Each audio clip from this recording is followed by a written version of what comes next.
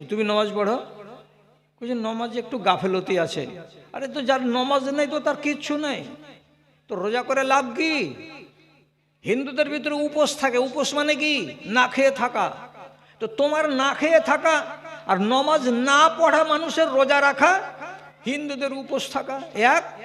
কি লাভ আছে তোমার এইরকম করে রোজা করে তুমি যদি নমাজ না পড়ো? তো তুমি নিজেকে বদলাবে না, আর বারবার করে যেখান সেখান থেকে আদেশ হবে কি মেয়ে ছেলেদের ওয়াজ করো। এখন রিপোর্ট পেলাম, আজকে রিপোর্ট পেলাম, হরিশ্চন্দ্রপুরের দক্ষিণের কোন এক গ্রাম, নাম নিব না আমি, সেখান থেকে অর্ডার আসছে, ধনী বাড়ি, সচ্ছল পরিবারের লোক, বেটির বাপকে বলছে, বিহাই আপনি আপনার মেয়েকে বিদায় নিয়ে যাবেন তো? যে হ্যাঁ। তো দেখেন আমার বংশটা একটু বড়, তো এদের দিকে একটু আমাকে লক্ষ্য রাখতে হবে। তা আপনি মোটামুটি 30 কেজি মাংসর একটা আইডিয়া রাখেন, আর 10 কেজি মাছ, আর রসগোল্লা টসগোল্লা এই অনুযায়ী মিলিয়ে ঝুলিয়ে যা হয় আপনি আনেন। আর যেদিন ডেট করবেন করে আমার বাড়ি এসে আপনি মেয়েকে বিদায় নিয়ে যান। মেয়েটা বাচ্চা দিবে, তার জন্য মেয়ের বাবা মেয়েটাকে বিদায় করে আনতে যাবে, তো মেয়ের শ্বশুর তালিকা দিছে এত বড়। এখন এই নির্লজ্জ বেহায়াকে বেড়া করে কবর না দিয়ে যদি কোনো ভারতবর্ষের মানুষকে সোজা করে কবর দিতে পারেন, তো 50টা শহীদের সমান নেকি পাবেন। এত বড় কুলাঙ্গার কেউ আছে? হ্যাঁ, তুই কি ফকিরের বাচ্চা যে তোর বৌমাটা বিদায় যাবে, তো ওর বাবাকে আবার বলা হচ্ছে কি যে 30 কেজি খাসির মাংস আনো, আর সরু চালের বস্তা আনো, আর পাতা আনো, কাপ আনো, গ্লাস আনো, মিষ্টি আনো, মিষ্টান্ন আনো, দিয়াশালায় আনো, গ্যাস আনো, সব কিছু এনে রান্না বান্না করে খাও, আর খাইয়ে দিয়ে তোমার মেয়েকে তুমি বিদায় নিয়ে যাও। কি করবেন? এই লোকটাকে আপনি কোন নজর দিয়ে দেখবেন? আমি ওয়াজ করবো এই লোকটাকে? আচ্ছা, এই মজলিসে যতটি লোক জানলো যে এগুলো করা হারাম কাজ, কেউ শুনবে কি? যে তোমাদের কাজ হলো ওয়াজ করা, আর আমাদের কাজ হলো দোকান দিয়ে শোনা। আমরা শুনে নিব, মানবো নাহি না মানবো সেগুলো আমাদের ব্যাপার। আলহামদুলিল্লাহ নাহমাদুহু ওয়া নাস্তাঈনুহু ওয়া নাস্তাগফিরুহু ওয়া নাউযু বিল্লাহি মিন শুরুরি আনফুসিনা ওয়া মিন সাইয়্যাতি আ'মালিনা মান ইয়াহদিহিল্লাহু ফালা মুযিল্লা লাহু ওয়া মান ইউযলিল ফালা হাদিয়া লাহু وأشهد أن لا إله إلا الله وحده لا شريك له وأشهد أن محمدا عبده ورسوله أما بعد فأعوذ بالله من الشيطان الرجيم بسم الله الرحمن الرحيم قل يا عبادي الذين أسرفوا على أنفسهم لا تقنطوا من رحمة الله إن الله يغفر الذنوب جميعا والله هو الغفور الرحيم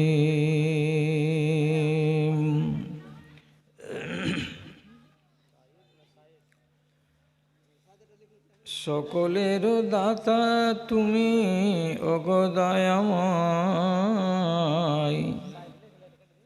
এতটুকু কৃপা যেন মোর প্রতি হয়, এতটুকু কৃপা যেন মোর প্রতি হয়।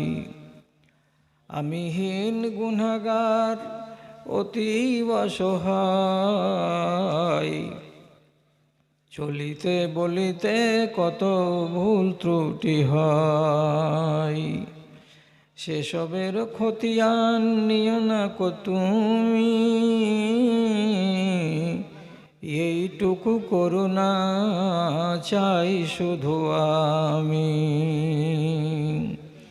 এর বেশি চাহিবার আর কিছু নাই, সকলের দাতা তুমি ওগো দয়াময়। সাধ্যের বাহিরে কোনো ঝামেলা দিও না, আপদে বিপদে মোরে কভু ফেলিও না। দয়া করে সব গুনাহ মাফ করে দিও, রহম করিও মৌলা রহম করিও। তোমার দয়াই যেন পার পেয়ে যাই, সকলের দাতা তুমি ওগো দয়াময়।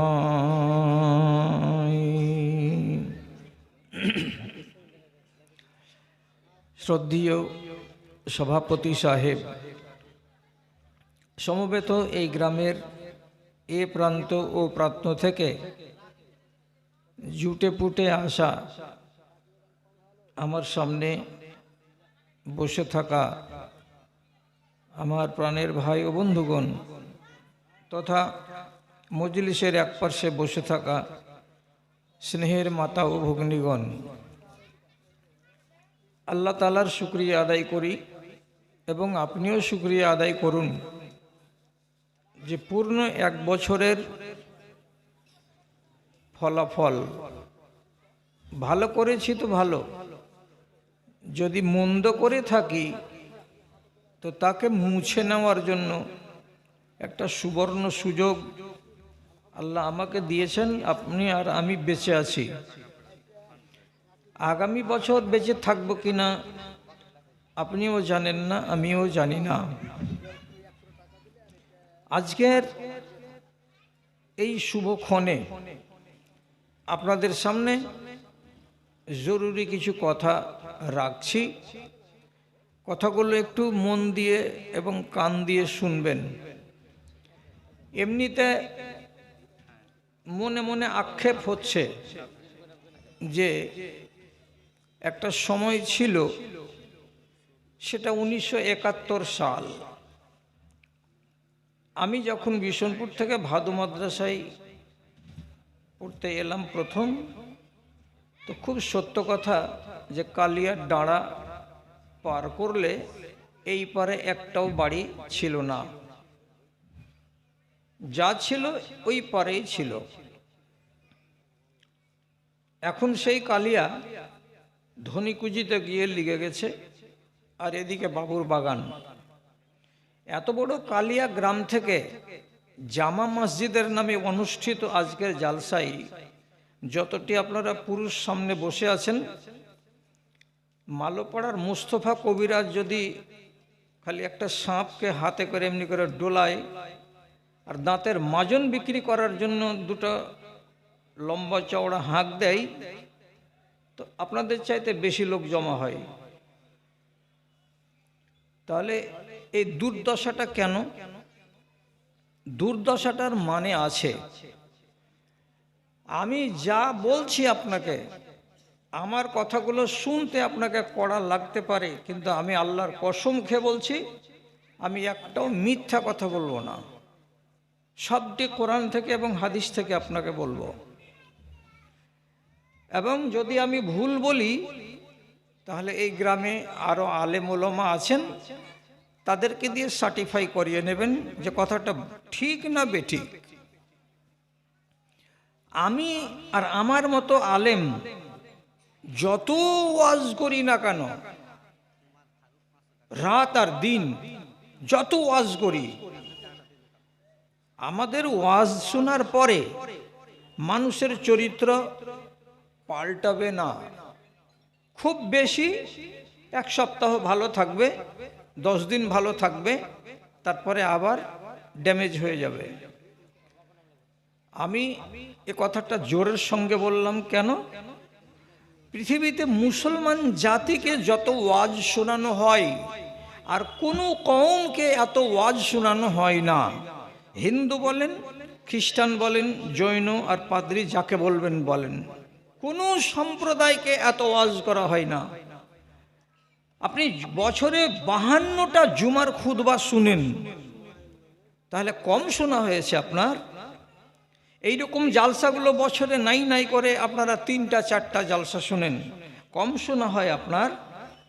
ঈদের খুতবা আধা ঘন্টা করে, 2টা ঈদের 2 খুতবাতে 1 ঘন্টা আপনারা ওয়াজ শুনেন, অল্প শোনা হলো আপনাদের। তারপরে 52টি জুমার খুতবাতে 52 রকমের ওয়াজ করার পর আপনি মিঠা মিঠা ভাষাতে জবাব দেন, নমাজির সংখ্যা বেড়েছে না কমেছে? কমে গেছে। রোজাদারের সংখ্যা বেড়েছে না কমেছে? কমেছে। ওষুধ দেনেওয়ালা লোকের সংখ্যা দুনিয়াতে বেড়েছে না কমেছে? কমে গেছে। মিথ্যা কথা বলা লোকের সংখ্যা দুনিয়াতে বেড়েছে না কমেছে? বেড়েছে। ধর্মকে চুরি করার মতো করে চুরি করার লোকের সংখ্যা দুনিয়াতে বেড়েছে না কমেছে? তো বেড়েছে। হারাম কাজে জড়িয়ে থাকা লোকের সংখ্যা বেড়েছে না কমেছে? বেড়েছে। সুদ খাওয়া লোকের সংখ্যা দুনিয়াতে বেড়েছে না কমেছে? বেড়েছে। মদ খাওয়া, নেশা খাওয়ার লোকের সংখ্যা দুনিয়াতে বেড়েছে না কমেছে? বেড়েছে। দুনিয়াতে নারীদের মধ্যে বেহায়াই এত ওয়াজ শোনার পরে বেড়েছে না কমেছে? আপনি তো বলবেন যে বেহায়াই আমাদের দেশে নেই। আপনি বললে কি হবে? আমরা যে চোখে চোখে দেখছি, এত কথা বলার পরেও আল্লাহর দুনিয়াতে বেহায়াই মেয়েদের ভিতরে বেড়েই যাচ্ছে, বেড়েই যাচ্ছে। এত ওয়াজ করার পরেও মেয়েরা ছেলেদের সঙ্গে, ছেলেরা মেয়েদের সঙ্গে অবাধে মিলামিশা তারা বাড়িয়েই চলেছে, কমাবার চেষ্টা করে না। 1000 বার বলা হলো, 1000 বার বলা হলো, যদি নিজের বাপকে না বলে কোনো মহিলা বিবাহ করে কোনো ছেলেকে, বিবাহ হারাম, এবং যতদিন তার সাথে সংসার করবে ততদিন সে ব্যভিচার করবে, আর ওর পেট থেকে যতটি আওলাদ পয়দা হবে সবটি জারজ বাচ্চা পয়দা হবে। এতবার বলার পরে আপনি নিজে বলেন, এই বিবাহ অর্থাৎ পালিয়ে বিবাহ করা বেড়েছে না কমে গেছে? আমাদের ওয়াজ করাতে কমেনি, বেড়েই চলে যাচ্ছে। তাহলে এখন ওয়াজ শুননেওয়ালা লোকের সংখ্যা, যদি এই জায়গাতে সাইকেল খেলা দেওয়া হতো, যদি এখানে রাতের বেলায় কোনো আগেকার যুগের যেমন নৌটাঙ্কি হতো সেরকম যদি দেওয়া হতো, আপনি জায়গা দিতে পারতেন এই প্যান্ডেলে? হতো কি? হতো না। এর থেকে আরো বড় প্যান্ডেল লাগতো। কিন্তু জালসার নামে মানুষ নেই। কেন নেই? জালসাকে শোনার মতো মানসিকতাটা নষ্ট হয়ে গেছে। আর এরা বাড়িতে বসে বসেই বলছে, কি করবি, যে হয় টাকা চাইবে, আর না হয় নামাজ পড়তে বলবে, আর না হয় রোজা করতে বলবে, আর না হয় এই দিতে বলবে, ওই দিতে বলবে। এগুলো তো সবাই আমরা জানি। এই জন্য কমে যাচ্ছে। তো কমে যাওয়ার মূল কারণটা কি?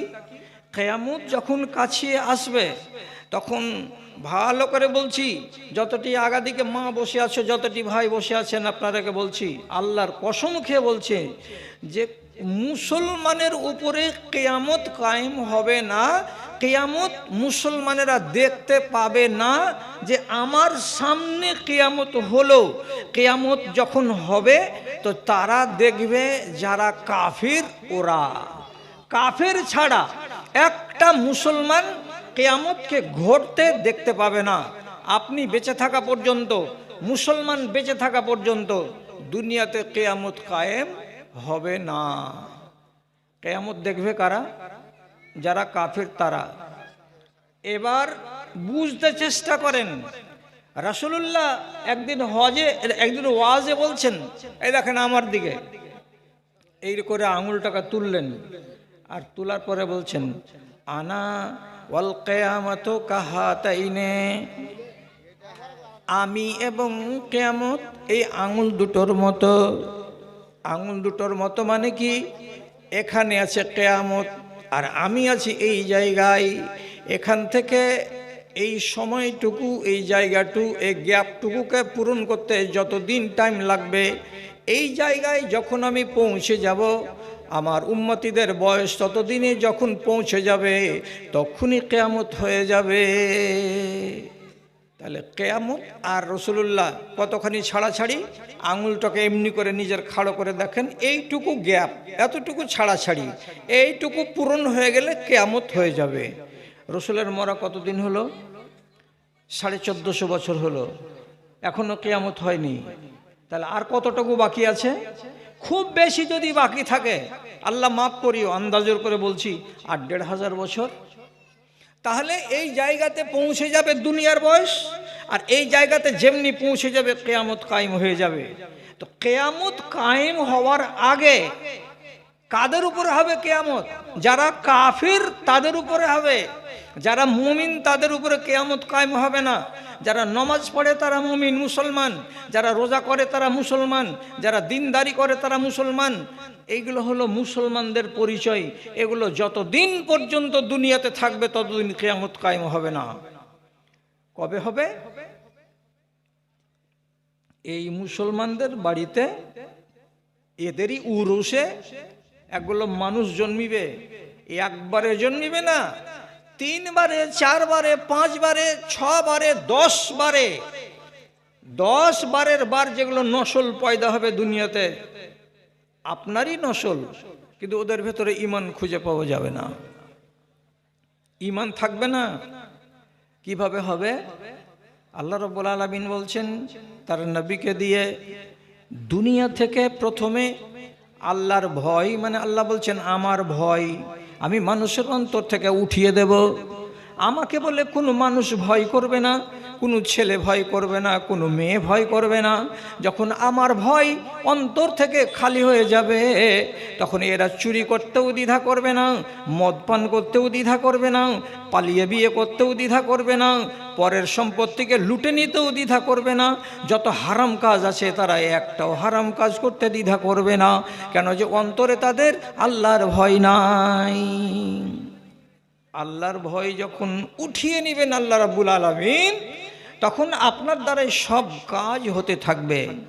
1000টা জুমা নামাজ পড়ান, হাদিসে লেখা আছে 3টা জুমা পর পর যে ছেড়ে দিল, কান্নাহু নাবাজাল ইসলামা ওয়ারা আজহারিহি, সে যেন ইসলামকে বাড়ির পিছন দিকে খাল খুঁড়ে পুঁতে দিয়ে বাড়ি চলে এলো। তার মানে ওর গায়ে ইসলাম আর নাই। আপনি বলুন কালিয়ার লোক, এরকম 3টা জুমা পর পর ছেড়ে দেওয়ার লোক কালিয়াতে আছে না নাই? সাহস আছে বুকে? হ্যাঁ বলতে পারবেন? ভয় করছেন তো? ভয় আমরা করি না। এইরকম লোক আপনার সামনে আছে, এই গায়ে আছে, যাকে আপনি বলছেন মুসলমান ভাই, আর আপনি তাকে সালাম দিচ্ছেন আর কত কি করছেন, আর আসলে কিন্তু ওর ভেতরে ঈমান নাই। এই লোকটা একটা বেড়ে গেল। আর একটা লোক দেখেন, এমনও লোক আছে যার সংসারে 4টা বাচ্চা, স্বামী স্ত্রী। এদের বিয়ে হওয়া কতদিন হলো? বলে আমাদের বিয়ে হওয়া 25 বছর হয়ে গেল। বিয়েটা গোড়াতে ভুল ছিল, জায়েজ বিবাহ ছিল না। 1000 বার মৌলানারা বলল, ওর স্ত্রীকে বললো, কেউ বলল, ওরা মনে মনে বলছে যে হ্যাঁ ভুল, কিন্তু এখন নতুন করে আর কি করা যাবে? কি করা যাবে মানে কি? তোমাকে আবার বিয়ে করতে হবে। 25 বছর পরে হলেও, 5টা ছেলের বাপ হয়ে গেলেও বিবাহকে হালাল করতে হবে, না হলে তুমি গুনাহগার হয়ে মরবে। আর হাদিস বলছে কি, একটা মানুষ যদি কোনো রমণীর সঙ্গে নির্জনের রাতের বেলায় মিলিত হয়, তার অন্তর থেকে ঈমান বেরিয়ে উপরে চলে যায়। মেঘ যেমন উড়ে বেড়ায় আকাশের উপর, তেমনি ঈমান উড়ে বেড়ায়। আর ওখান থেকে আওয়াজ দিয়ে বলে, ওই অমুক লোক, আমি ঈমান, আমার নাম, আর তোমার কাছে এখন যেটা আছে এর নাম হলো কুফর।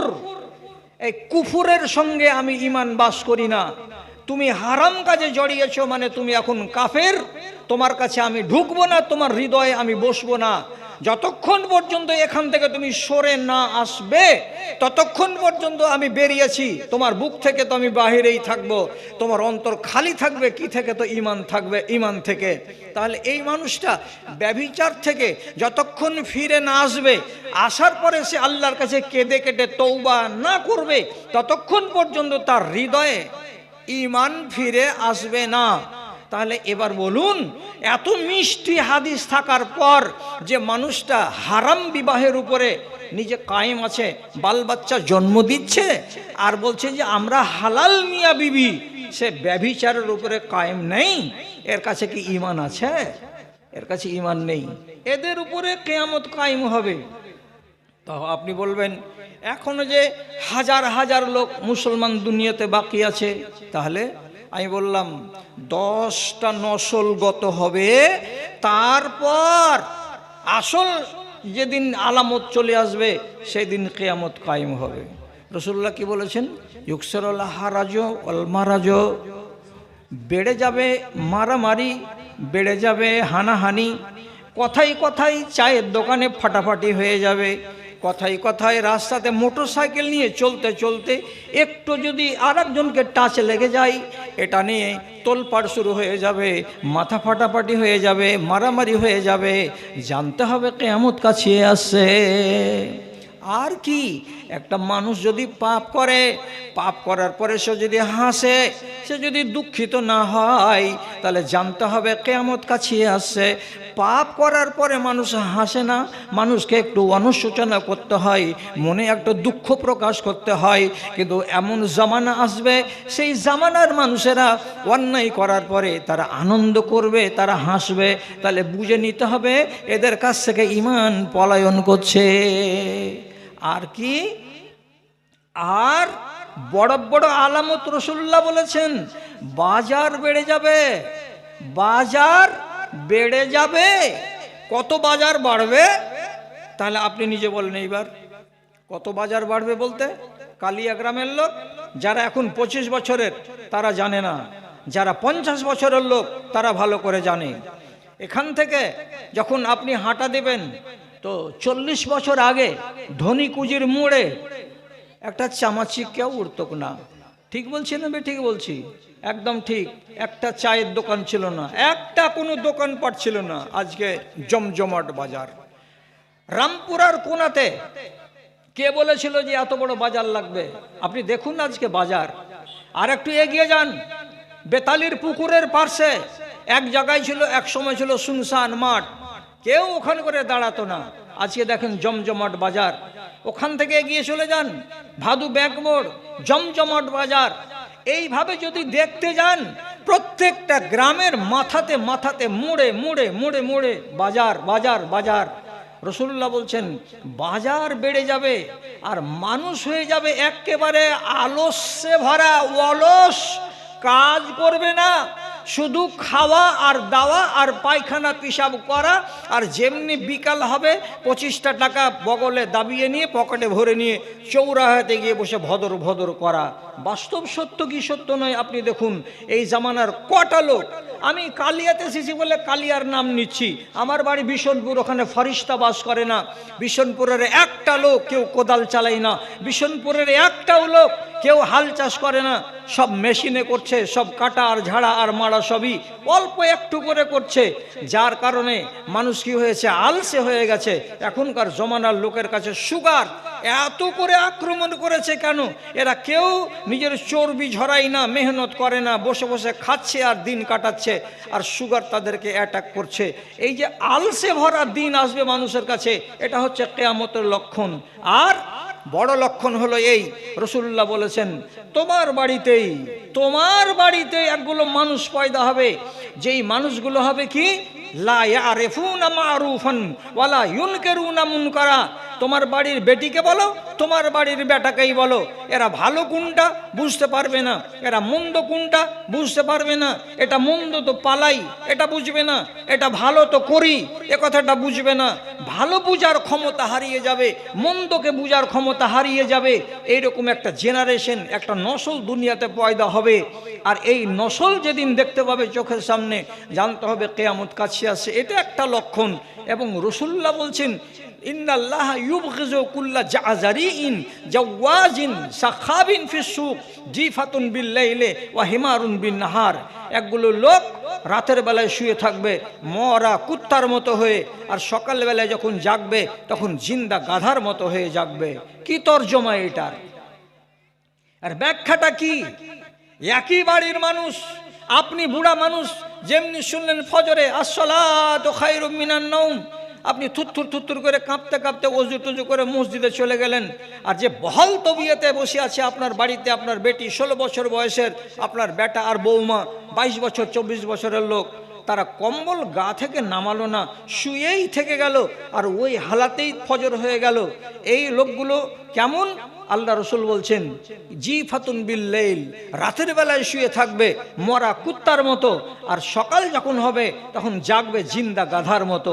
ঠিক বেলা 7টা যখন হয়ে যাবে তখন চেঁচা বাতরা কথা বলা, হুঙ্কার ছাড়া, চায়ের দোকানে গিয়ে মাতলামি করা, মাতব্বরি করা, চিৎকার করা, চেঁচামেচি করা, এদের শুরু হয়ে যাবে অভ্যাস।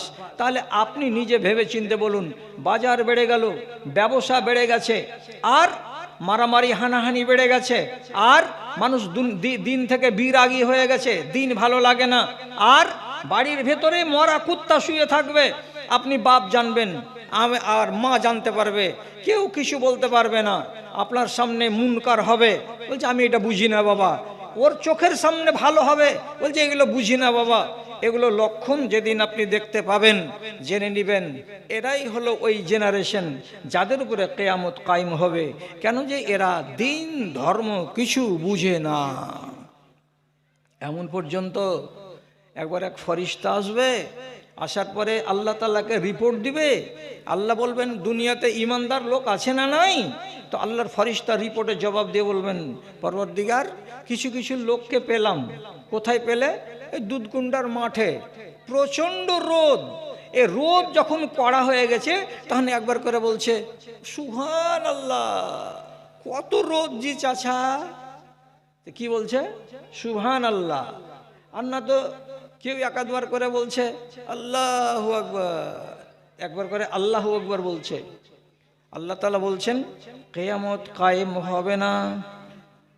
কেন হবে না? ইমান ড্যামেজ হতে হতে হতে হতে হতে হতে একেবারে তলা নিতে পড়ে গেছে।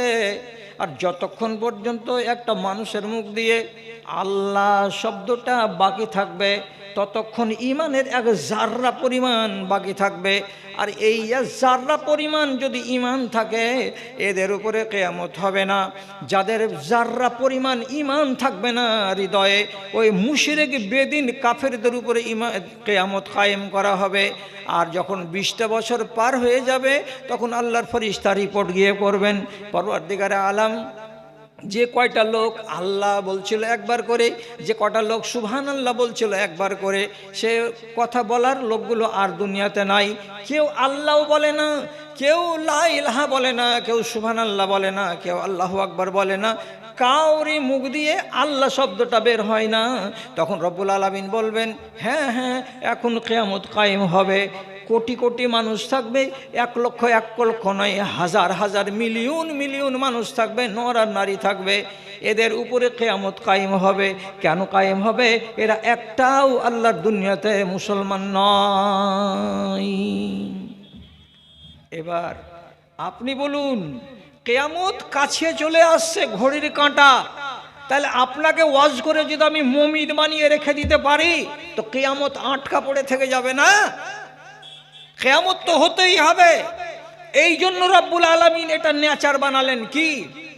আমি যত ওয়াজ করি এরা সব ওই চরিত্রেই থেকে যাবে যেই চরিত্র ওয়াজ শোনার আগে ছিল। ওয়াজ শোনার পরে তার চরিত্রের ভেতরে কোনো পরিবর্তন আসবে না। তাহলে এটা কিসের লক্ষণ? কিয়ামত কাছে আসার লক্ষণ। রাসূলুল্লাহ সত্য কথা বলেছেন, একটুও জাল কথা নয়। তিনি কি বলেছেন?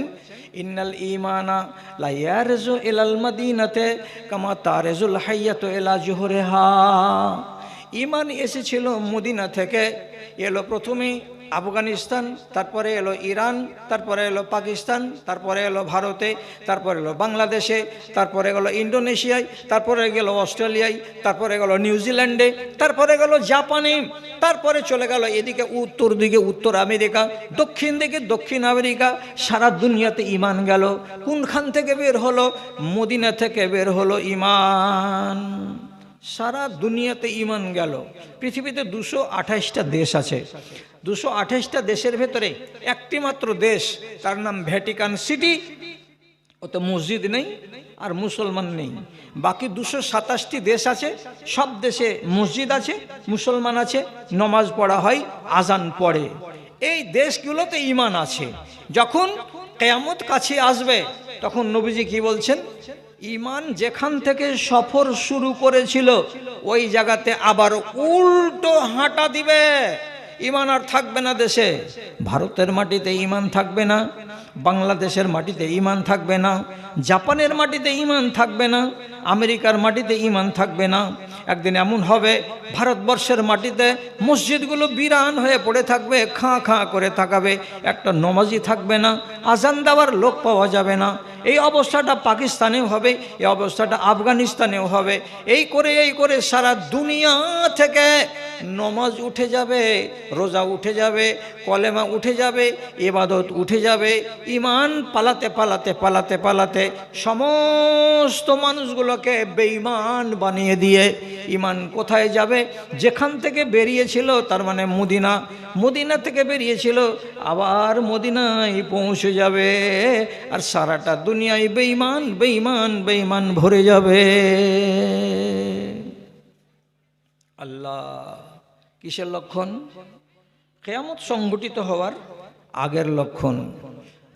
একটা লোক আমাকে চিরকুট দিয়েছে, দিয়ে বলছে যে মৌলভী সাহেব, আমাদের গ্রামের মেয়ে ছেলে পিলে অত্যন্ত বেড়ে গেছে। কেমন বেড়ে গেছে? তো বলছে এদের স্বভাব চরিত্র বিশেষ করে বিয়ের অনুষ্ঠানে দেখার মতো হয়ে থাকে না। তার যে মেয়ে ছেলেদের ওয়াজ করবো করে ওদেরকে শুধরে দেবো। তোমরা বেটা ছেলে তোমাদের চরিত্রের কথা বলো, তোমাদের চরিত্র ভালো আছে? থ হয়ে দেখছে আমার দিকে যে আমরা তো ভালোই আছি, তুমি নমাজ পড়ো। বলছে নমাজে একটু গাফেলতি আছে। আরে তো যার নমাজ নেই তো তার কিচ্ছু নেই, তো রোজা করে লাভ কি? হিন্দুদের ভিতরে উপোস থাকে। উপোস মানে কি? না খেয়ে থাকা। তো তোমার না খেয়ে থাকা আর নমাজ না পড়া মানুষের রোজা রাখা, হিন্দুদের উপোস থাকা এক। কি লাভ আছে তোমার এইরকম করে রোজা করে তুমি যদি নমাজ না পড়ো? তো তুমি নিজেকে বদলাবে না, আর বারবার করে যেখান সেখান থেকে আদেশ হবে কি মেয়ে ছেলেদের ওয়াজ করো। এখন রিপোর্ট পেলাম, আজকে রিপোর্ট পেলাম, হরিশ্চন্দ্রপুরের দক্ষিণের কোন এক গ্রাম, নাম নিব না আমি, সেখান থেকে অর্ডার আসছে, ধনী বাড়ি, সচ্ছল পরিবারের লোক, বেটির বাপকে বলছে, বিহাই আপনি আপনার মেয়েকে বিদায় নিয়ে যাবেন তো? যে হ্যাঁ। তো দেখেন আমার বংশটা একটু বড়, তো এদের দিকে একটু আমাকে লক্ষ্য রাখতে হবে। তা আপনি মোটামুটি 30 কেজি মাংসর একটা আইডিয়া রাখেন, আর 10 কেজি মাছ, আর রসগোল্লা এই অনুযায়ী মিলিয়ে জুলিয়ে যা হয় আপনি আনেন। আর যেদিন ডেট করবেন করে আমার বাড়ি এসে আপনি মেয়েকে বিদায় নিয়ে যান। মেয়েটা বাচ্চা দিবে, তার জন্য মেয়ের বাবা মেয়েটাকে বিদায় করে আনতে যাবে। তো মেয়ের শ্বশুর তালিকা দিচ্ছে এত বড়। এখন এই নির্লজ্জ বেহায়াকে বেড়া করে কবর না দিয়ে যদি কোনো ভারতবর্ষের মানুষকে সোজা করে কবর দিতে পারেন তো 50টা শহীদের সবার নেকি পাবেন। এত বড় কুলাঙ্গার কেউ আছে? হ্যাঁ, তুই কি ফকিরের বাচ্চা যে তোর বৌমাটা বিদায় যাবে, তো ওর বাবাকে আবার বলা হচ্ছে কি যে 30 কেজি খাসির মাংস আনো, আর সরু চালের বস্তা আনো, আর পাতা আনো, কাপ আনো, গ্লাস আনো, মিষ্টি আনো, মিষ্টান্ন আনো, দিয়াশালায় আনো, গ্যাস আনো, সব কিছু এনে রান্না বান্না করে খাও, আর খাইয়ে দিয়ে তোমার মেয়েকে তুমি বিদায় নিয়ে যাও। কি করবেন? এই লোকটাকে আপনি কোন নজর দিয়ে দেখবেন? আমি ওয়াজ করবো এই লোকটাকে? আচ্ছা, এই মজলিসে যতটি লোক জানলো যে এগুলো করা হারাম কাজ, কেউ শুনবে কি? যে তোমাদের কাজ হলো ওয়াজ করা, আর আমাদের কাজ হলো দোকান দিয়ে শোনা। আমরা শুনে নিব, মানবো নাহি না মানবো সেগুলো আমাদের ব্যাপার। 100টার ভেতরে 95টা লোক মানবে না। যদি বলেন না মৌলভী সাহেব এত খারাপ আমাদের ঈমান নয়, তাহলে 1000 বার করে বলা হয়েছে যে খৈনি খাওয়া হারাম, গুল করা হারাম, তিরঙ্গা খাওয়া হারাম, গুটকা খাওয়া হারাম, মধু খাওয়া হারাম, তারপরে রজনী খাওয়া হারাম, এগুলো সমস্ত হারাম, বোতলে মদ পান করা হারাম, এত কিছু হারাম হারাম বলার পর আপনি বলুন কটা লোক আপনারা নিশা ছাড়তে পেরেছেন আজ পর্যন্ত? কি জবাব দিবেন আল্লাহ তাআলাকে? যেই মুখ দিয়ে আপনি ইহদিনাস সিরাতাল মুস্তাকিম বলে বুকে হাত বেঁধে আল্লাহ রাব্বুল আলামিনের সামনে খাড়া হয়েছেন, কত বড় আইনে বাঁধা আছেন আপনি। হালাল খেতে পাবেন না, হালাল খেতে পাবেন না এই সময়ে, বুকে হাত বাঁধা ছাড়া হাত ঢিল দিতে পাওয়া যাবে না এই সময়ে। এবং আমি যেটি কথা বলতে বলেছি ওইটি ছাড়া বাহিরের একটা কথা বলতে পাবে না এই সময়ে। তোমার সিজদার জায়গা ছাড়া 4 ইঞ্চি ওইদিকে তুমি তাকাতে পাবে না এই সময়ে। এমন পর্যন্ত হাঁচি পড়ে গেলে আলহামদুলিল্লাহ তুমি বলতে পাবে না এই সময়ে। এতগুলো আইন মেনে আপনি দাঁড়িয়ে আছেন এমনি করে বুকে হাত বেঁধে আলহামদুলিল্লাহ রাব্বিল আলামিন, তারপরে গিয়ে বলছেন ইহদিনাস সিরাতাল মুস্তাকিম। যেই মুখ দিয়ে আপনার এই পবিত্র কালাম বের হলো, সেই মুখের মাড়ির ফাঁকে ফাঁকে গান্দা নামক হারাম জিনিস ঢুকে ঢুকে আছে। আর এই নাপাক জিনিসের উপর দিয়ে আপনি যে গড়িয়ে বের করছেন কোরআনের আয়াতকে, এর আযাব থামতে পারবেন আপনি? তাহলে কে বুঝাবে আপনাকে? কোথা থেকে আমাকে মৌলবি আনতে হবে, এনে আপনাকে শুধরাতে হবে? একটাই নল আপনার বাড়ির এই চৌরাহাতে তীরমোহনীতে যদি লাগিয়ে দেওয়া যায়, আর নলের পাশে একটা সাইনবোর্ড লাগিয়ে দিয়ে বলা হবে বেলা 9টা থেকে নিয়ে 10টা পর্যন্ত দুধ পড়বে, যারা যারা দুধ নিয়ে নাও। বেলা 11টা থেকে 12টা পর্যন্ত পানি পড়বে, যাদের পানির দরকার তোমরা পানি নিয়ে নাও। যদি ওইখানে লেখা থাকে বেলা 2টা থেকে বেলা 3টা পর্যন্ত যত শহরের পচা পানি আছে ওই পচা পানি পড়বে, কেউ পানি নিবে? ওগুলো পানি তো নিবেই না পচা। ওই নল থেকে দুধও নিবে না, ওই নল থেকে পানিও নিবে না। নিস নাবে এই নল দিয়ে পচা পানি পড়ে, শহরের মুখ টুত আবি ঝাবি পড়ে, ওই নলের পানিও আপনি পান করবেন না। কেন? যে নলটাই খারাপ, যেহেতু ওই নল দিয়ে কি পড়ে? পিসাবের পানিগুলো পড়ে। তাহলে আপনার মুখ যদি পচা দুর্গন্ধময় হয়ে থাকে শুধু হারাম জিনিস খাওয়ার কারণে, তো ওই মুখটা দিয়ে কোরআনের আয়াত যে বের হবে, কোন ফেরেশতা আপনার আয়াতটিকে লিখবে? আপনি আমাকে একটা সাদা কাগজে লিখে দিন তো, আমি ওয়াজ কতদিন শোনাবো আপনাকে? ভাই আমার, যখন লোকটা বলল তখন ওর খাতিরে একটা কথা শুধু বলছি, আর বেশি কথা আমি বলবো না। রাসূলুল্লাহ বলেছেন একটা সাবালিকা মেয়ে আর একটা সাবালিকা মেয়ের পাশে খালি গায়ে গা লাগিয়ে একই কম্বলের নিচে ঘুমাতে পাবে না। শুনতে পেলেন? আবার কোন একটা সাবালক ছেলে আর একটা সাবালক ছেলের পাশে গায়ে গা লাগিয়ে খালি গায়ে একই কম্বলের তলায় ঘুমাতে পাবে না। এটা হারাম, এটা হারাম করা আছে। আচ্ছা ঠিক আছে, এবার আপনি বলুন, একটা মেয়ে আর একটা মেয়ের সঙ্গে খালি গায়ে এক চাদরের তলায় ঘুমাতে পাবে না কেন? তো দুটোই মেয়ে ছেলে। একটা যুবক ছেলে আর একটা যুবক ছেলের পাশে খালি গায়ে গায়ে গা লাগিয়ে একই চাদরে কম্বলের তলাতে ঘুমাতে পাবে না কেন? হারাম।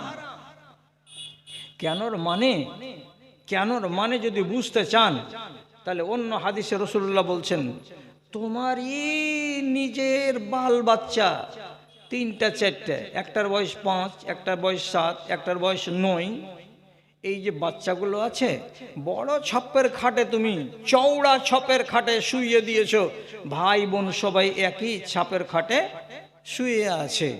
রাসূলুল্লাহ বলছেন এদের ভিতরে আপন ভাই বোন, এদের ভেতরে যদি একটা বোন 10 বছর বয়সে পড়ে যায়, অথবা একটা ভাই সে যদি 10 বছর বয়সে পড়ে যায়, রাসূলুল্লাহ বলছেন আর বিছানাটাকে আলাদা করে দাও, আর ওই ছেলেটাকে কিংবা মেয়েটাকে তার নিজের ভাই বোনের সাথে একই বিছানায় ঘুমাতে দিও না। ফাররিকুহু ফিল মাজাজে, বিছানা আলাদা করে দাও। আপনি বলুন ভাবনা চিন্তা করে রাসূলুল্লাহ কেন বলে গেলেন 1450 বছর আগে যে একটা বেটা বা বেটির বয়স 10 বছর হয়ে গেলে নিজের ভাই বোনের পাশে ঘুমাতে পাবে না? নার মানে হলো এই 10 বছর যখন বয়স হয়ে যায়, মানুষের ভেতরে চেতনা তৈরি হয়ে যায়। আর চেতনা যখন তৈরি হয়ে যাবে, তখন 10 বছরের ভাইয়ের দ্বারাই ওই বিছানায় ঘুমিয়ে থাকা কম বয়সী ভাই কিংবা বোনের সঙ্গে অঘটন ঘটতে পারে, অথবা ওই বিছানায় ঘুমিয়ে থাকা 10 বছরের মেয়ের দ্বারাই তার ওই বিছানায় ঘুমিয়ে থাকা 7 বছরের ভাইয়ের সঙ্গে অঘটন ঘটে যেতে পারে। কেন যে যার বয়স 10 বছর হয়েছে, তার ভেতরে চেতনা তৈরি হয়ে গেছে, খেয়াল তৈরি হয়ে গেছে, ভাবনা তৈরি হয়ে গেছে। এর ভেতরে আল্লাহ রাব্বুল আলামিন একটা আলাদা দুনিয়া সম্পর্কে বিবেক তাকে দান করে দিয়েছেন। অতএব যেখানে খাতরা আছে সেখানে রাখতে হবে না, ওর বিছানাটা আলাদা করে দিতে হবে। তাহলে দুটো সাবালক সাবালিকা, ছেলে আর মেয়ে, একই কম্বলের তলায় গায়ে গা লাগিয়ে ঘুমাতে গেলে বিপদ অনিবার্য আছে বলে রাসূলুল্লাহ 1450 বছর আগে নিষেধ করে দিয়েছেন। এই করে কেউ ঘুমাতে পাবে না। যদি হাদিসটাকে আপনি মানেন আর খালারা যদি মানে, তাহলে আমি কি আদবের সাথে এই কথাটা বলতে পাবো না? সর্দারের বেটার যদি বিয়ে লাগে, তো তুমি তার বাড়িতে থুবুড়া দিতে যাও, থুবুড়াটা দিয়ে সর্দারনিকে বলো, খালা তোমার ছেলের বিয়ে লেগেছে, এই দেখো আন্দারসা বা মিষ্টি দিয়ে গেলাম, খালাস, আর কোনো কাজ নেই। কিন্তু আজকের জামানার মহিলারা থুবড়া খাওয়াবার নাম করে এই মাথার মেয়ে মধ্যপাড়ার ছেলেকে গিয়ে লোকমা তুলে তার মুখে ভরে দিয়ে তারপরে যোগ করে মজাক করে ঠাট্টা করে তারপরে বাড়ি ফিরে আসছে। তাহলে একটা মেয়ে একটা ছেলের শরীরে টাচ করানো এক, যেদিন বিয়ে লাগবে তার আগের দিন ছেলেটাকে হলুদ মাখাবার নামে ওর টোলার যত সাবালিকা মেয়েরা আছে সবাই মিলে মিশে তার গায়ে যে হলুদ লাগিয়ে দেয়, হলুদ মাখিয়ে দেয়। আল্লাহর কসম খেয়ে বলেন আপনি, আর আল্লাহর কসম খেয়ে বলুক আড়ালের মা খালারা, যে তাদের কি এইভাবে একটা আজনাবি বেটা ছেলের গায়ে এই হলুদ মাখিয়ে দেওয়াটা জায়েজ আছে? কোনোদিন জায়েজ আছে? যদি হাদিসকে মানে, তো তাহলে মেয়ে মেয়ে ঘুমাতে পাবে না, ছেলে ছেলে ঘুমাতে পাবে না। আর সেখানে একটা ছেলে আর একটা মেয়ে এর গাকে যদি এইভাবে কেউ মলে দেয় আর পিঠকে নেড়ে দেয়, আল্লাহর কসম খেয়ে বলছি গজব নামার নয় যে ওই টাইমে তার উপরে গজব নেমে যায় আর জমি ফাটে না যে তাকে জমির ভেতরে আল্লাহ তাআলা তাকে ভরে দেয়। এত বড় অন্যায় কাজ করে, অথচ বন্ধ হয়েছে কি? বন্ধ হয়নি, বন্ধ হবে না। কেন হবে না?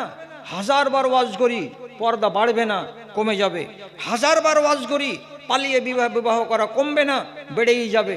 কেন বাড়বে? আমার মধ্যে থেকে, আমার গ্রামের মধ্যে থেকে, আমার নসল থেকেই পয়দা হবে কারা? কুলাঙ্গারেরা, যারা ধর্মকে পাত্তা দেবে না। আর তার পেট থেকে তাদের যেটা নসল পয়দা হবে এটা আরো কুলাঙ্গার হবে। তাদের নসল যেটা পয়দা হবে আরো কুলাঙ্গার থেকে কুলাঙ্গার হবে। আস্তে আস্তে 10টা নসল যাবে না, কিয়ামত কায়েম হওয়ার মতো নসল এই গ্রামে, আমার গ্রামে, এই দেশে সব জায়গায় পাওয়া যাবে। কেন? যে কিয়ামত কাছে আসছে। ভাইজান, আপনি এটা তো মনে মনে সাহস করেন, যতক্ষণ বেঁচে আছি ততক্ষণ তো ভালো থাকি, ততক্ষণ তো ভালো থাকি। তাহলে যদি এটা নেক নিয়ত থাকে আপনাদের, তা আমি আপনাকে একটা খুব পরিষ্কার কথা বলছি, যদি আপনার দিলের ভেতরে নেক নিয়ত থাকে যে আল্লাহ যেটুকু পাপ হলো আল্লাহ তুমি এইটুকু পাপ আমার গা থেকে নামিয়ে দাও, আর আমাকে অন্তত পক্ষে তুমি মুমিন করে কবরে নাও, এই যদি আপনার ইরাদা থাকে, আকাঙ্ক্ষা থাকে, তাহলে আপনি নিজেকে আজকে ভালো করে নেন। কেন? খাস খাস সময় আছে, ওই দিনে ওই সময়ে যদি আপনি নিজের শরীরটাকে পাক করতে চান আর যত রকমের অপরাধ করেছেন তা থেকে যদি মুক্ত হতে চান, তাহলে ইনশাআল্লাহ আপনার গাটা একেবারে পরিষ্কার হয়ে যাবে, গুনাহ থেকে মুক্ত হয়ে যাবে, আর আপনি একদম পরিষ্কার ধপধপে সাদা হয়ে যাবেন। কেমন? জমজমের পানি যেমন পাক তেমন। ইচ্ছা যদি থাকে তাহলে, আর যদি ইচ্ছা না থাকে কিছুই নেই। শাবান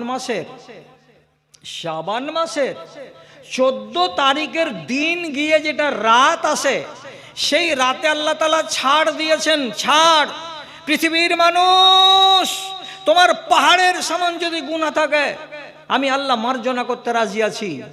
ওটা চলে গেছে, কয়দিন আগে গেছে, এই 20-22 দিন আগে চলে গেছে। ওই সুযোগটা আর পাওয়া যাবে না। এবার রমজান মাস এসেছে, রমজান মাসে কিন্তু এই সুযোগটা আছে, এটা লম্বা সুযোগ।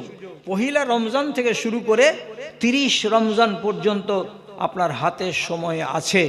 আপনি যদি নিজেকে পবিত্র করতে চান আর গুনাহ থেকে মুক্ত হতে চান, হতে পারবেন। কি করে হবে? আপনি বলবেন যে কি করে হবে? তো কি করে হবে তার জন্য ওষুধ আপনাকে কি বাতলাবো? 3টা কথা কি মনে রাখতে পারবেন আমার ভাইজানেরা, মা খালারা? 3টা কথা মনে করুন। আগে প্রথমে মনে করে নেন, পাপ করে না জীবনে কোনোদিন, তাদের নাম ফেরেশতা। পাপ করে আর পাপ করার পরে হুজ্জতি করে, এর নাম হলো শয়তান। আর পাপ করে আর করার পরে নিজে অনুতাপ করে, অনুশোচনা করে, নিজেকে লজ্জিত মনে করে, তাহলে এটা হলো ইনসান। বুঝা গেল? ফেরেশতারা জীবনে পাপ করে না, ওদের মেয়ে নেই, ছেলে নেই, স্ত্রী নেই, ঘর সংসার নেই, পেট পিঁধন নেই, খাওয়া দাওয়া নেই, নমাজ নেই, রোজা নেই, কোনো রকমের বিধান তাদেরকে আল্লাহ তাআলা দেননি। এই জন্য তারা জীবনে কোনো পাপ করে না, এরা পাপ করে না। ইবলিস শয়তান পাপ করেছিল, পাপ করার পরে আবার হুজ্জতি করেছিল। হুজ্জতি করার কারণে ঝাঁটা খেয়ে দুনিয়াতে এসেছে, কিয়ামত পর্যন্ত বেঁচে থাকবে, তারপরে মারা যাবে। এই ইবলিসের কপালে জুতা পড়েছে, সেই জুতা চলছে, আজ পর্যন্ত চলছে, কিয়ামত পর্যন্ত চলছে। জুতাটার নাম হলো আরবিতে রাজিম। আপনি বলেন কোরআন পড়ার আগে কি বলতে হয়? আউযু বিল্লাহি মিনাশ শাইতানির রাজিম। নামাজ পড়তে গেলে কি বলতে হয়? আল্লাহুম্মা বাঈদ বাইনি, শেষ করে নেবেন, তারপরে কি বলতে হবে? আউযু বিল্লাহিস সামিউল আলিম মিনাশ শাইতানির রাজিম, বিসমিল্লাহির রহমানির রহিম। জুতা পড়তে আছে, ঝাঁটা পড়তে আছে, কেন? ভুল করেছিল, ভুল করার পরে হুজ্জতি করেছিল, বাকড়ামি করেছিল, ভুলটাকে সে স্বীকার করতে রাজি হয়নি, তার জন্য রব্বুল আলামিন তার কপালে জুতা মেরে দিয়েছেন। এটা চরিত্র কার? তো ইবলিস শয়তানের। আর যারা ভুল করবে আর ভুল করার পরে নিজে নিজেই বলবে, স্বীকার করে, যা কি করলাম, আল্লাহ ভুল হয়ে গেছে আমার দ্বারাই, তো সে যদি নিজের ভুলটাকে স্বীকার করে নেয়, আর স্বীকার করে নেওয়া শুধু নয়, আল্লাহ রাব্বুল আলামিনের কাছে যদি কি করে? ইস্তেগফার করে, আল্লাহ তুমি আমাকে মাপ দাও, তোমার কাছে মাপ চাইছি, আল্লাহ ক্ষমা করো বলে যদি আল্লাহ রাব্বুল আলামিনের কাছে মাপ চাই, তাহলে সেই লোকটাকে আল্লাহ তাআলা বলছেন তোমাকে মাপ করে দেওয়া হবে। তাহলে আপনি মাপ চান, ভালো কথা। খুশির খবর আপনাকে বলবো। খুশির খবর হলো এই, আব্দুল্লাহ বিন মাসউদ বলছেন রাসূলুল্লাহর সামনে, আল্লাহ রসুল, বনী ইসরাইলের উম্মতেরা আমাদের চাইতে ভালো ছিল। কেন রে বাবা? বলছে ওরা পাপ করত, তখন ওদের পাপের শাস্তিটা ওদের ঘরের দরজাতে আল্লাহ তাআলার ফেরেশতারা রাতের বেলায় লিখে দিয়ে চলে যেত। বুঝতে পারলেন না? একটা লোক জিনা করেছে, কেউ জানে না, আল্লাহ তো জানেন। ফেরেশতাকে অর্ডার করে দেবেন, যাও মকবুলের বাড়ির মেন গেটে চৌকাটের উপরে লিখে দিয়ে চলে আসো ওর সাজাটা। কি সাজা? একটা আনফাকা, তোমার নাক কাটো। লেখা থাকবে না, কেন নাক কাটবে? যে যার দরজায় লেখা থাকবে কথাটা সে জানতে পারবে, আর বাহিরকার লোকেরাও জানতে পারবে মকবুল ভাই নিশ্চয়ই একটা বড় অপরাধ করেছে, না হলে তার ঘরের দরজাতে কেন লেখা আছে যে তোমার নাক তোমাকে কাটতে হবে? নাক কেটে নিল, গুনাহ থেকে মাফ হয়ে গেল। আর একটা লোক ধরে নেন মদ খেয়ে চলে এসেছে, ওর ঘরের দরজাতে লেখা থাকবে ইত্তাউজ নাকা, তুমি তোমার কান কাটো।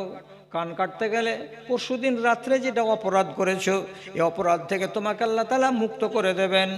এই জিনিসটা যখন দরজাতে লিখে দেওয়া হয়, তখন ওই জমানার লোকেরা তাড়াতাড়ি করে কান কাটে কিংবা তাড়াতাড়ি করে নাক কাটে, যদি না কেটে দেয় ততক্ষণ পর্যন্ত লেখাটা মিটাবে না। আর বাইরের লোক যদি বাড়িতে দেখা করতে আসে তো দরজায় লেখা আছে ওটা পড়ে নিবে, আর পড়ে নেওয়ার পরে জেনে নিবে মকবুল মানুষটা ভালো মানুষ নয়, জমশেদ মানুষটা ভালো মানুষ নয়, রাতের অন্ধকারে নিশ্চয়ই দুর্নীতি করে, নাহলে এমন কথা কেন লেখা আছে। এটা নিয়ম ছিল কাদের? তো বনি ইসরাইলদের। রাসূলুল্লাহ যখন শুনলেন কথাটা যে আল্লাহ রসুল আমাদের চাইতে বনি ইসরাইলেরা মনে হয় ভালো ছিল, ওরা পাপ করত তো তার সাজা আল্লাহ তাআলা তাদের ঘরের দরজাতে লিখে দিতেন, তো ওরা সাথে সাথে সাজাটাকে মেনে নিত আর নিয়ে গুনাহ থেকে মুক্ত হয়ে যেত। আর আমরা কত লোক অন্যায় অপরাধ করছি, চুরি ডাকাতি রাহাজানি ছিনতাই ব্যভিচার মদখোরি সুদখোরি সব আমাদের লুকা থাকছে, কেউ জানতে পারে না, আর আমাদের গুনাহগুলো মোচন হয় না। তখন নবী বললেন, ও বাবা ভালো করে বুঝো, তোমার ইজ্জত বেশি বনি ইসরাইলদের চাইতে। বলছি কেন? তোমার গ্রামের একটা মহিলা, তার নাম মনে মনে ধরে নাও যে এর নাম হলো সুলতানা, ওর স্বামী কেরালায় খাটতে গেছে, 2 ছেলের মা, স্বামী 6 মাস বাড়ি আসবে না, পয়সা কড়ি জমিয়ে টমিয়ে বাড়ি আসবে। এই সুলতানা অন্য একজন লোকের সঙ্গে ফোনে ফোনে কথা বলে রাতের বেলায় অপরাধ করে নিয়েছে। তাহলে স্বামী বাড়িতে নেই, আর এই মহিলা তার স্বামীর আমানতে খিয়ানত করেছে, কেউ জানে না। তাহলে এই মহিলাটার নামে ওর স্বামীর বাড়িতে ওর ঘরের দরজায় সাইনবোর্ড লেগে যেত আল্লাহর ফয়সালা অনুযায়ী, আর দিয়ে বলতো কি সুলতানা ইকতা আনফাকে, সুলতানা তুমি তোমার নাক কাটো জলদি। তো যদি ওর স্বামী 3 দিন পরে বাড়ি এসে দেখে আর বলে হ্যাঁ রে ঘরের দরজাতে এই কথা কেন লেখা আছে, স্বামী বুঝে নিবে না যে আমার স্ত্রী এত বড় অন্যায় করে বসে আছে? ঢোল পিটে যাবে না গ্রামে? বলছে হ্যাঁ, তো তাহলে আমাদের গুনাহ কেমন করে মাফ হবে? তো রাসূলুল্লাহ তখন বলছেন যে আমাদেরকে আল্লাহ রাব্বুল আলামিন বলেছেন ওয়াল্লাযিনা ইযা ফাআলু ফাহিশাতান আও যালামু, আমার বান্দারা, আল্লাহ রাব্বুল আলামিন বলছেন আমার বান্দারা অর্থাৎ এই উম্মতিরা, তোমরা যদি কেউ ব্যভিচার করো, তোমরা যদি কেউ চুরি করো, ডাকাতি করো, রাহাজানি করো, যতই বড় ধরনের অপরাধ করো না কেন, যদি নির্জনে বসে নিরালায় বসে আল্লাহ রাব্বুল আলামিনকে স্মরণ করো আর মুখ দিয়ে উচ্চারণ করে বলো আস্তাগফিরুল্লাহ, মুখ দিয়ে যদি উচ্চারণ করো আস্তাগফিরুল্লাহ রাব্বি মিন কুল্লি যামবিন ওয়া আতুবু ইলাইহি, আল্লাহ তোমার কাছে মাপ চাইছি, তুমি আমাকে ক্ষমা করে দাও, এই কথাটা যদি তোমরা উচ্চারণ করো তাহলে তোমাদের সব গুনাহ মাফ হয়ে যাবে, একটাও গুনাহ তোমাদের জমা থাকবে না। এটা ভালো না ওইটা ভালো? তো বলছে না আমাদেরটা ভালো। আমি রাতের অন্ধকারে পাপ করব আর আল্লাহ রাব্বুল আলামিনের কাছে মাপ চেয়ে নিব, তাহলে তো আমার গুনাহ মাফ হয়ে গেল। তাহলে আমার মতো ভালো পজিশনে কে আছে? জি কেউ করতে পারবে? তার চাইতে বড় কথা আবু বকর সিদ্দিক রাদিয়াল্লাহু তাআলা আনহু বলছেন, ও বাবা, ও মা, খালা আর আমার দাদাজিরা, আপনাদেরকে বলছি যদি বড় কোনো অপরাধ থাকে তাহলে হযরত আবু বকর সিদ্দিক রাদিয়াল্লাহু তাআলা আনহু বলছেন তুমি কোনো এক রাতে এই মাসের ভিতরে মসজিদে যাও, ঢের রাতে ওয়ান নাসু নিয়াম, দুনিয়ার মানুষ ঘুমিয়ে থাকবে, এরকম রাতে 2টা-2:30টার সময় সাহারি রান্না করার জন্য মা খালারা উঠবে, তার একটুখানি আগে তুমি মসজিদে যাও, 2 রাকাত নামাজ পড়ো, আর 2 রাকাত নামাজ আদায় করার পর মসজিদের ভিতরে একাই তুমি আছো, আর কেউ নেই, নির্জনে বসে আছো কোণাতে অন্ধকারে, 2 রাকাত নামাজ পড়ে দেওয়ার পর এইবার তুমি রব্বুল আলামিনের কাছে হাত তুলো, আর হাত তোলার পরে আল্লাহ তাআলার কাছে আকুলি বিকুলি করে বলো যে পরওয়ারদিগার আমার এই গুনাহ হয়েছে, আমার এই গুনাহ হয়েছে, আমি এই অপরাধ করেছি বলে আপনি যদি আল্লাহ তাআলার কাছে মাপ চান, কসম আল্লাহর বলছি যদি চোখের পানি নামাতে পারেন তো 100% গ্যারান্টি যে আপনার দোয়া কবুল হবেই হবে। আর যদি চোখের পানি নামাতে নাও পারেন, আর যদি আল্লাহ তাআলার কাছে আকুলি বিকুলি করে এই মাসে দোয়া করা যায়, তাহলে পরে আপনার গুনাহ খাতা ঘাট থেকে সব নেমে যাবে, জমা থাকবে না ঘাড়ে। একটা দোয়া বলছি, কোনো ভাই যদি কোনো মৌলবীর কাছ থেকে লিখে নেন, কোনো মা যদি কাউরির কাছ থেকে লিখে নেই আর নেওয়ার পরে সেটাকে মুখস্থ করার চেষ্টা করে, দাদারে আমার, আপনার গাখানা একদম পাক আর সাফ থাকবে, কোনো দিন পাপ আপনার ঘাড়ে জমে থাকবে না। আমি বলে শোনাচ্ছি, একটা শুনে দেখেন কেমন লাগে। আল্লাহুম্মা গফিরলি, আল্লাহুম্মা গফিরলি মা কদ্দামতো ওয়া মা আখারতো ওয়া মা আসরারতো ওয়া মা আলানতো ওয়া মা আসরাফতো ওয়া মা আনতা আলামু বিহি মিন্নি আনতাল মুকদ্দিমু ওয়া আনতাল মুআখিরু লা ইলাহা ইল্লা আনতা। এই দুয়াটাতে কি বলেছি? এ রব্বে করিম, তুমি আমাকে মাপ দাও, যেগুলো আমি জেনে করেছি তাও দাও, যেগুলো না জেনে করেছি সেটাও দাও, এবং যেগুলো লুকিয়ে রেখেছি সেগুলোর মাপ দাও, যেগুলো সামনে খুলে দিয়েছি সেগুলোকেও মাপ দাও, যেগুলো আমার জানা নেই ভুলে গেছি পাপ করার পরে, কিন্তু তুমি জানো মালিক, তুমি আমাকে সেগুলো মাপ দাও। এই কথা বলে যদি একটা বান্দা রব্বুল আলামিনের কাছে আরাধনা করে, তো রাসূল করিম সাল্লাল্লাহু আলাইহি সাল্লাম বলছেন তার গাটাকে পানিতে ভিজা পাতা যেমন তাতে কোনো দাগ থাকে না, ধাব্বা থাকে না, ওই রকম আপনার গাটাকে পরিষ্কার করে দেওয়া হয়, গুনাহ থেকে আপনাকে মুক্ত করে দেওয়া হয়। যদি বলেন যে আমরা ভাই মুলি সাহেব খেটে খাওয়া মানুষ, এতগুলো লম্বা চওড়া আমরা করতে পারবো না, তো ছোটটাই করবেন। ছোটটা কি? এই নিয়াতে করবেন। কি নিয়াতে? আমি আমার যত গুনাহ আছে তার মাপ চাই, এই নিয়াতে আল্লাহ তাআলাকে বলবেন কি, আস্তাগফিরুল্লাহি রাব্বি মিন কুল্লি যামমিন ওয়া আতুবু ইলাইহি। এটা তো বলা যাবে? এটাও বলতে পারবেন না? আস্তাগফিরুল্লাহি রাব্বি মিন কুল্লি যামমিন ওয়া আতুবু ইলাইহি, এই কথাটা বলবেন। আপনি বলুন তো, রাসূলুল্লাহর কোনো পাপ ছিল কি জীবনে? ছিল না। অথচ তিনি বলছেন আমি সারাটা দিনের ভেতরে 100 বার করে বলি আল্লাহ তাআলার কাছে আস্তাগফিরুল্লাহ, আল্লাহ তুমি আমাকে মাপ দাও। তিনি 100 বার করে দিনে বলছেন আল্লাহ তুমি আমাকে মাপ দাও, আল্লাহ তুমি আমাকে মাপ দাও। তো আমরা তো গুনাহগার মানুষ, আমরা 100 বার নয়, আপনাকে 10 বার বলতে বললাম, তাহলে আপনার দ্বারা এটা কাজ হবে না।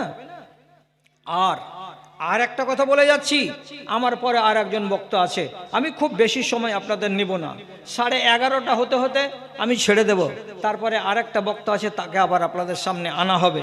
আমি বলতে চাইছি, যদি দুটা কথাকে মায়েরা আর ভাইয়েরা আপনারা সব সময় মগজে চেতন করে রাখেন, তাহলে আপনার ইমানে পোকা লাগবে না। কি বললাম? দুটো কথাকে যদি আপনি মুখস্থ রাখেন, খেয়ালে রাখেন, তাহলে আপনার ইমানে কোনোদিন পোকা লাগবে না, আপনার ইমানটা সলিড হয়ে থাকবে। এক নম্বর আমার দিকে দেখেন, আল্লাহ তাআলা বলছেন ওয়া হুয়া মাআকুম আইনামা কুনতুম আল্লাহু বিমা তা'মালুনা বাসীর। তর্জমাটা করার আগে আপনাকে শুধু বুঝাবার জন্য বলছি, 1-2টা লোক কমসে কম হ্যাঁ কিংবা না বলিয়েন তো দাদারা। 1-2টা লোক। বড় বড় ব্যাংকে জায়গা জায়গা ক্যামেরা উপরে লাগা আছে, এগুলোকে বলা হয় সিসি ক্যামেরা। আচ্ছা, আপনারা কেউ দেখেছেন এগুলো? বলেন তো, কেউ হ্যাঁ না বলেন। দেখেছেন তো? বড় বড় শপিং মলে এরকম ক্যামেরা লাগা আছে। আজকাল মানে বড় দোকান হতে গেলেই, যেখানে 2টা 3টা 4টা লেবার কাজ করছে, এইরকম বড় দোকান যেগুলো তো ভিড় হয়, সব জায়গাতে সিসি ক্যামেরা লাগানো আছে। সিসি ক্যামেরাটা কি করছে? কে চুরি করলো, কে লুকিয়ে পকেটে ভরে নিল, কে শোরুমে জিনিস দেখতে দেখতে একটা 3/4 পরে নিল, বাহিরে গেট পার হওয়ার সময় কে বুঝতে পারবে যে আমি কি করেছি কি না করেছি? তার জন্য সিসি ক্যামেরা বড় বড় শপিং মলের যে কোনো টার্নিংয়ে লাগানো আছে। তুমি চুরি করে রেহাই পাবে না। যত এটিএম আছে সমস্ত এটিএমে বসানো আছে সিসি ক্যামেরা। তুমি এটিএমে ডাকাতি করতে এসে রেহাই পাবে না। তোমার চেহারা এই সিসি ক্যামেরাতে ধরে নিবে আর নিয়ে তোমাকে খুঁজে বার করবে। তাহলে সিসি ক্যামেরা আসার পর দোকানপাটে চুরি কমে গেল। কত বুঝতে পারলেন? এবার আল্লাহ তাআলা বলছেন ওয়া হুয়া মাআকুম আইনামা কুনতুম, হে মানুষেরা তোমরা যেখানেই থাকো না কেন, যে হালাতে থাকো না কেন, যেই অবস্থাতেই থাকো না কেন, তুমি আল্লাহ রাব্বুল আলামিনের চোখের সামনে আছো, তুমি আল্লাহর সাথে আছো, তোমার সঙ্গে রব্বুল আলামিনের লিংক হয়ে আছে। তুমি একটা মিনিটের জন্য আল্লাহ তাআলার নিয়ন্ত্রণের বাইরে যেতে পারবে না, তোমার হিম্মত নাই। আল্লাহ, তাহলে আপনি মনে মনে বলবেন, হাজি পায়খানার ঘরে আছি তো আল্লাহ আমাকে বুঝতে পারছেন, জানতে পারছেন, আল্লাহ তাআলার নিয়ন্ত্রণে আমি আছি।